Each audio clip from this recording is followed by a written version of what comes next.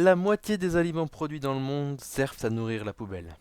Salut tout le monde. Aujourd'hui une vidéo totalement différente que je réalise dans le cadre de mes cours, puisque je vais vous parler d'un problème qui me tient particulièrement à cœur, qui est le gaspillage alimentaire. Selon la FAO, en 2011, 1300 milliards de kilos de nourriture sont jetés par an à la poubelle, dont 7 milliards en France, soit l'équivalent de plus de 125 000 tours Eiffel. Une bien grosse veine à ordures.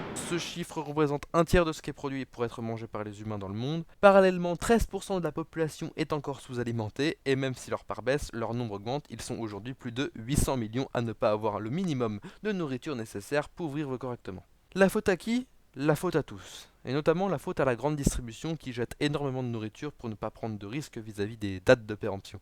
Beaucoup de ces produits ne sont pas de produits frais de type poisson, viande fraîche ou salade, qui possèdent une date limite de consommation, mais ce sont d'autres produits type pâtes, riz, conserves, biscuits, qui eux possèdent une date de durabilité minimale. Les pâtes et le riz peuvent notamment, s'ils sont bien conservés, être consommés jusqu'à un an après la date fatidique. C'est ainsi que des tonnes de denrées vendues en grande surface sont jetées alors qu'encore comestibles, car s'ils ne jettent pas, ils s'exposent à des sanctions, certes venant de la justice, mais aussi venant de nous, les consommateurs, qui n'iront pas conseiller un supermarché dans lequel on vend des produits qui ont dépassé la limite. Mais la date n'est pas le seul problème. Les grandes distributions se voient obligées de jeter les fruits et légumes qui ne sont pas esthétiquement beaux.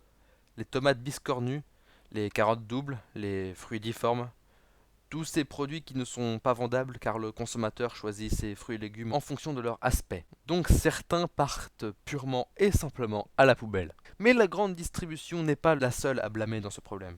Le plus évitable des gaspillages, c'est notre gaspillage du quotidien. Chaque Français jette en moyenne 20 kg d'aliments chaque année, soit près de 6% de nos déchets. Un gros régime. La faute là aussi au manque d'information et surtout de confiance vis-à-vis de ces dates de durabilité minimale. Ce n'est pas parce qu'il faut consommer de préférence avant qu'il faut jeter de préférence après. C'est ainsi que 7 kg d'aliments non déballés finissent à la poubelle. Les 2 tiers restants se partagent en plusieurs grands facteurs que l'on retrouve dans les restes de repas que l'on finit pas, les fruits et légumes abîmés que l'on préfère jeter en entier, etc. Alors que peut-on faire ensemble, dites-moi? Vous êtes actuellement plus de 10 000 abonnés sur la chaîne.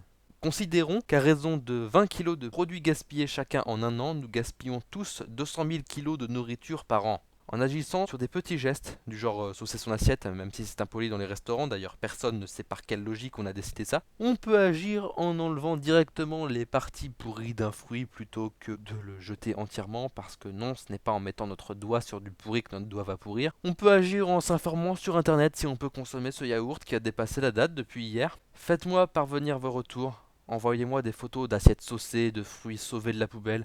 Faites un concours de celui qui mangera le fruit et légume le plus moche. Bref, agissez. Si nous arrivons ensemble, nous, 10 000, à réduire notre gaspillage, ne serait-ce que de 10%, nous sauverons 20 tonnes de déchets par an. Et bien plus encore si vous partagez un maximum la vidéo avec vos parents, avec vos potes, avec votre médecin traitant, avec votre marchand de journaux, à tout le monde. Alors maintenant, à vous de jouer. Prenez plein de photos de vos actions, même mineures, que vous avez effectuées et envoyez-les moi, que ce soit en commentaire ou sur les réseaux sociaux. Je ferai une vidéo d'ici la fin de la COP 21 pour savoir si vous avez été plus efficace que le monde entier au niveau des mesures prises et des actions faites. N'oubliez pas que pour changer le monde, il faut changer nos modes de vie et qu'à l'heure actuelle, nous produisons bien assez de nourriture pour tous nous nourrir suffisamment. Il suffirait juste de mieux savoir la redistribuer plutôt que de produire plus pour gaspiller plus. Bon courage à tous, merci de m'avoir écouté jusqu'au bout, à la prochaine.